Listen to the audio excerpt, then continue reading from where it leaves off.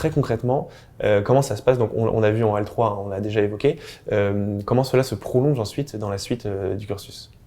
Alors, en deuxième année, il y a un dispositif très particulier, c'est un petit peu le dispositif historique de cette pédagogie pluridisciplinaire, ça s'appelle l'atelier Artem. Et le principe, c'est que sur le campus de Nancy, les 3 écoles qui sont fondatrices de cette alliance vont proposer des cours qui auront lieu tous les vendredis sur l'intégralité de la deuxième année. Donc en termes d'horizon temporel, c'est beaucoup de temps et donc beaucoup de travail, la possibilité de se lancer sur un projet de grande ampleur. Et le principe, c'est que les étudiants des 3 écoles vont choisir un atelier. Chaque école propose sa propre liste d'ateliers et à l'intérieur d'un atelier donné, on va avoir des équipes pluridisciplinaires. Et ces équipes pluridisciplinaires d'étudiants vont s'attaquer pendant tous les premiers et deuxièmes semestres à un projet réel, qui peut être un projet qui vient d'eux, qui peut être un projet qui nous a été confié par une entreprise, qui peut être un projet qui a été inventé par un professeur. Et l'idée, c'est tout simplement de faire du neuf, de faire une proposition qui n'aurait peut-être pas émergé si nous, on était restés entre nous, entre ICN. Donc ça, c'est vraiment le temps long de l'atelier Artem qui permet d'aboutir à quelque chose de très concret.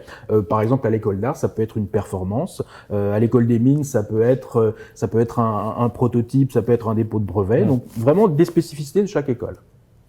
En troisième année, c'est encore autre chose. Là, on va revenir sur un temps plus court, sur une semaine. Et l'idée, c'est de faire venir chaque année à peu près une quarantaine d'entreprises. Elles arrivent le lundi avec un problème. Les entreprises partenaires d'ICN, donc. Ouais, entreprises partenaires. Elles ont des problèmes qu'elles n'ont pas encore résolus et elles les présentent le lundi. Elles reviendront le vendredi suivant pour obtenir des propositions de réponse.